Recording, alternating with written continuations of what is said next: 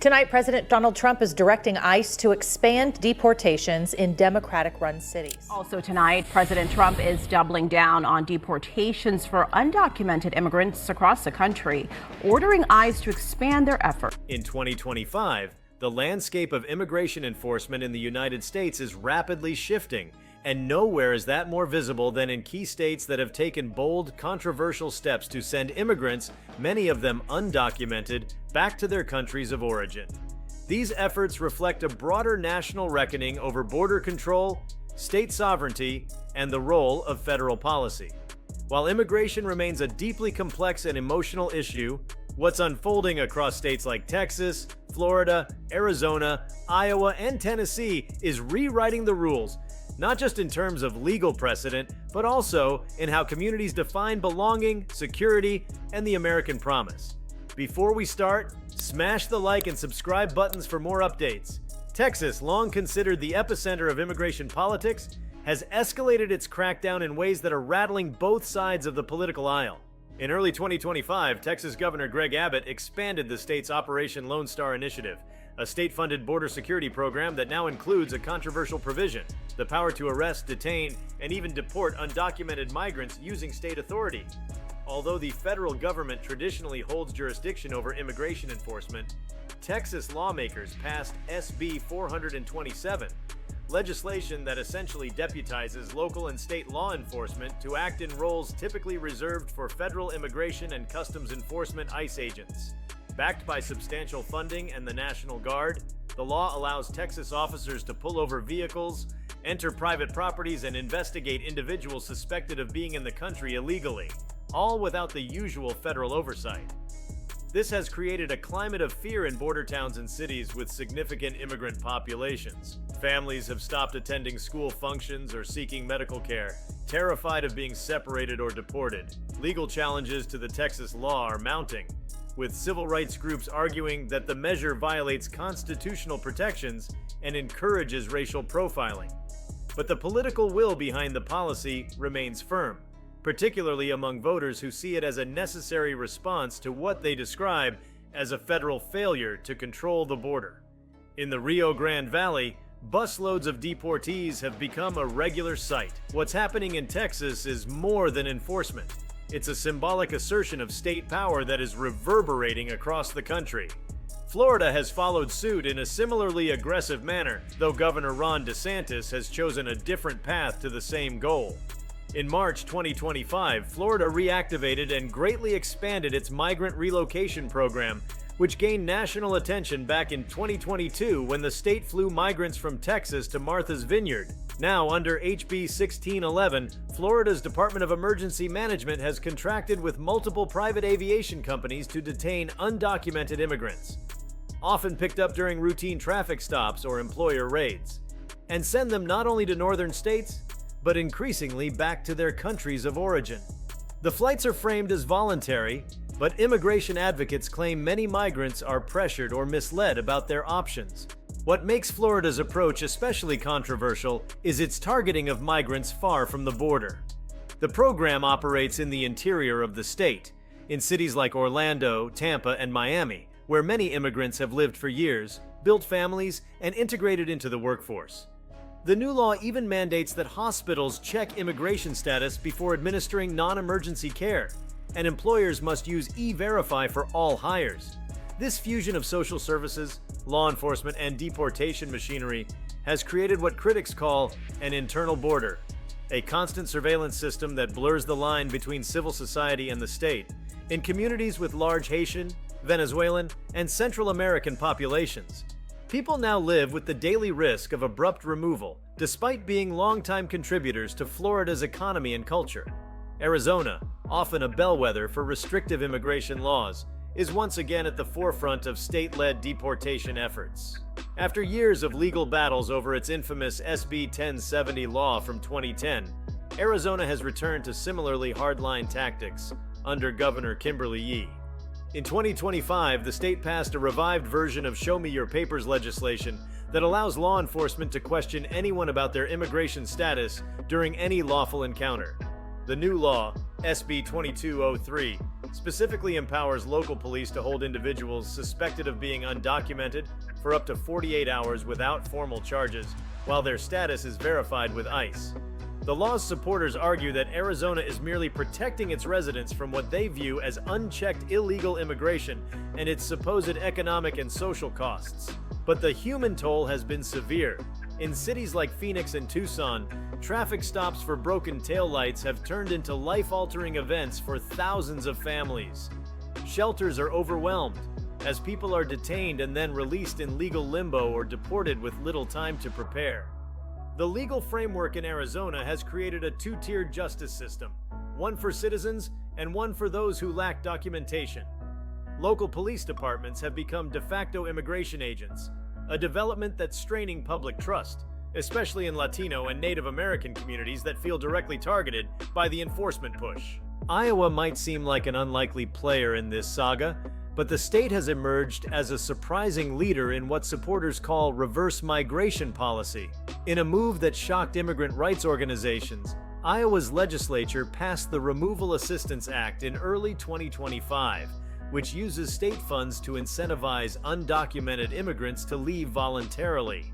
Those who enroll in the program are offered a small financial stipend to cover travel costs and avoid potential legal penalties or deportation proceedings.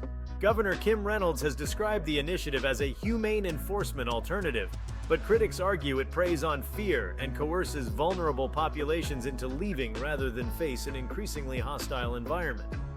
The law also places a burden on local law enforcement and schools, requiring mandatory reporting of suspected undocumented individuals.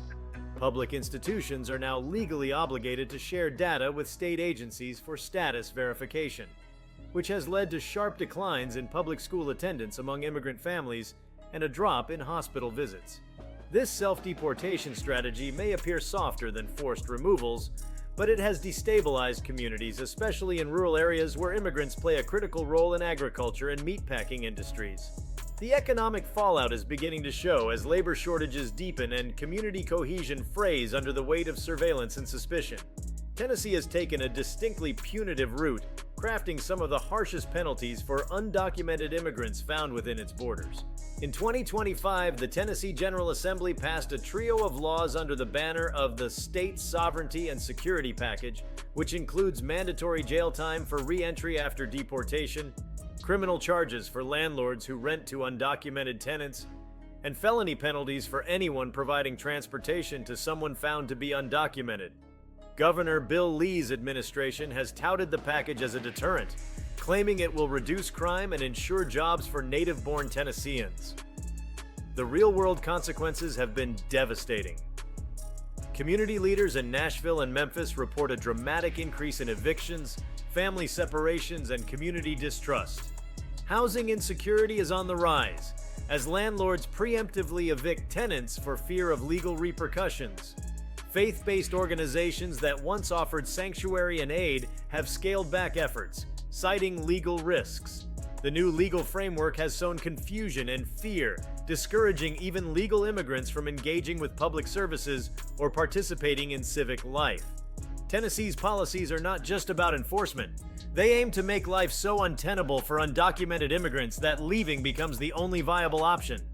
What binds these states together is not just a shared political orientation, but a belief that the federal government has failed in its duty to manage the immigration system and that the states must now act in its place. This is creating a patchwork of immigration realities across the country where a person's ability to live, work, and remain in the United States depends increasingly on state borders rather than national ones. It's also testing the constitutional boundaries of state authority over immigration, which is traditionally considered a federal matter. The human impact of these policies is staggering. Families are being torn apart overnight. Longtime residents, some of whom have been in the U.S. for decades, are being forced to choose between hiding in the shadows or leaving the only home they've ever known. Employers are grappling with labor shortages, and schools are losing students who are either deported or pulled out of the system by fearful parents. The ripple effects touch nearly every aspect of life in these states, from healthcare to housing to education and beyond. There is also a profound psychological toll. Children are suffering from anxiety, afraid that their parents might not return from work or that ICE might come knocking in the middle of the night. Local governments are seeing a breakdown in community trust as cooperation between immigrants and police plummets. Churches, once safe havens, are now being watched. Hospitals are unsure whether to heal or report. The moral dilemmas posed by these laws are pushing even conservative communities into difficult debates about what it means to be just, to be compassionate, and to uphold American values. At the heart of these state-level crackdowns is a larger cultural and political battle. The rhetoric surrounding immigration has grown more heated, more pointed, and more unforgiving. In some cases, immigrants are portrayed not just as lawbreakers, but as existential threats to a certain vision of America. This narrative fuels the policies that are now playing out in real time, transforming law enforcement into border patrol, turning neighbors into informants, and turning state capitals into battlegrounds over who gets to belong. Notably, these actions are inspiring both imitation and resistance. Other red-leaning states are watching closely, considering similar measures. At the same time, lawsuits are flooding the courts. Federal judges are being asked to decide whether these state actions violate constitutional protections, overstep legal bounds, or constitute racial discrimination. The legal outcomes of these battles will shape the national immigration landscape for years to come. Yet, even amid the intensity of these deportation drives, the resilience of immigrant communities remains. Across Texas, Florida, Arizona, Iowa, and Tennessee, grassroots organizations are stepping up with legal aid, housing support, and advocacy. Families are forming mutual aid networks, turning to underground schools, and resisting in small but meaningful ways. The national conversation on immigration is far from settled, but what's happening in these states is already reshaping the terms of that debate, away from ideals of integration and towards exclusion, away from national consensus and towards a fragmented, often hostile reality. The future of immigration in America may very well be decided not in Washington, D.C., but in state houses and city halls across the country. As these states continue to send back immigrants, either through deportation, coercion, or legal attrition, they're not just enforcing laws, they're redrawing the social contract. And for millions of immigrants, the map of where safety and opportunity lie is changing fast, with consequences that will echo for generations. The movement to expel immigrants, particularly those without documentation, is not confined to a handful of southern or Midwestern states. In 2025, additional states have intensified their efforts to send immigrants back, implementing policies that diverge in tactics but converge in outcome, displacement, deterrence, and demographic engineering. These states, Alabama, Oklahoma, South Carolina, Missouri, and Indiana, have taken center stage in the new wave of state-driven immigration enforcement. Each is crafting its own strategy, leveraging legislative muscle and public sentiment to reshape who gets to call their communities home. Alabama has long harbored strict immigration attitudes, but this year marks a turning point. In April 2025, the state passed a sweeping enforcement bill known as the Secure Borders Alabama Act. It criminalizes remaining in the state without legal immigration status, with penalties that now include lengthy jail terms followed by mandatory deportation referrals. More dramatically, the law authorizes civil forfeiture of property, vehicles, homes, and even bank accounts connected to undocumented individuals. In practice, this has led to rapid dispossession, where people not only face removal from the country, but also the loss of everything they own in the process. The social consequences are vast. In Birmingham and Montgomery, immigrant neighborhoods are seeing rapid depopulation. Entire apartment complexes that were once bustling with Central American and African families have gone eerily quiet. Children are vanishing from classrooms. Churches have closed outreach ministries to avoid entanglement with state enforcement. Alabama's approach is punitive, designed to make undocumented life not only unlivable but unthinkable. With increased funding for its Department of Public Safety, the state has trained hundreds of local officers in immigration status checks, turning traffic stops and code enforcement visits into life-altering events. The intention is unmistakable. Remove the undocumented population through force, intimidation, and the systematic dismantling of community life. Oklahoma, meanwhile, has focused on employer sanctions and residency disruption to facilitate what state leaders describe as voluntary removals. In January 2025, Oklahoma enacted the Fair Employment Compliance Act, a statute that imposes hefty fines and even prison sentences on businesses found to employ undocumented workers. The law goes further by requiring quarterly audits of businesses in sectors known to hire immigrant labor: construction, food service, and agriculture. The economic impact has been immediate. Employers, fearful of penalties, are shedding workers en masse, often without verification or notice. But the real blow to immigrant families has come through housing policy. The state's residential integrity statute prohibits landlords from renting to anyone unable to produce a verifiable U.S. immigration document. Violators can be fined up to $10,000 per tenant per month. As a result, families are being forced out of homes with no legal recourse. Encampments have emerged in the outskirts of Tulsa and Oklahoma City as people attempt to regroup and seek help from advocacy networks. However, those aid efforts are being stifled by surveillance and threats of accessory to crime charges for anyone assisting undocumented residents. Oklahoma is not just pushing immigrants out, it's denying them every foothold that might allow them to survive within its borders. South Carolina has ramped up enforcement under the banner of cultural preservation and crime deterrence, framing its immigration push as a moral imperative rather than merely a legal one. Governor Henry McMaster has championed the new Southern Values Initiative, a set of legislative and executive actions that coordinate immigration raids, faith-based reporting networks, and school-based data sharing. Under this initiative, churches that offer services to undocumented immigrants are required to maintain registries of participants and submit them to state auditors quarterly. In addition, teachers and school counselors are now mandated reporters for suspected undocumented students, creating an environment of fear even in spaces once considered sanctuaries. The state has also pioneered a controversial partnership with a private security firm, Carolina's Secure, to conduct targeted raids in rural areas where seasonal labor is common. Unlike public law enforcement agencies, this firm is less accountable to civil rights standards, operating with minimal transparency. Detentions have increased sharply, but many of those apprehended vanish into private holding facilities before being transferred to ICE custody. The results are chilling. Families are torn apart. In communities like Beaufort and Orangeburg, the immigrant exodus has been described by local observers as social cleansing, the deliberate erasure of unwanted populations under the guise of legality and order. Missouri has implemented a militarized strategy that blurs the line between immigration enforcement and public defense. In 2025, the state launched Operation Homeland Watch, a program that places National Guard units and civilian militias under state oversight to conduct patrols and detentions in areas with high concentrations of undocumented residents. These units are empowered to stop individuals on reasonable suspicion of undocumented status, a vague standard that civil liberties experts have denounced as ripe for abuse. What's different in Missouri is the use of preemptive detainment. Individuals can be held in makeshift detention camps while their immigration status is under investigation, even before any crime or violation is confirmed. The program has sparked unrest and protests, especially in cities like St. Louis and Kansas City, where immigrant communities have long coexisted with native-born residents. But the backlash hasn't stopped enforcement.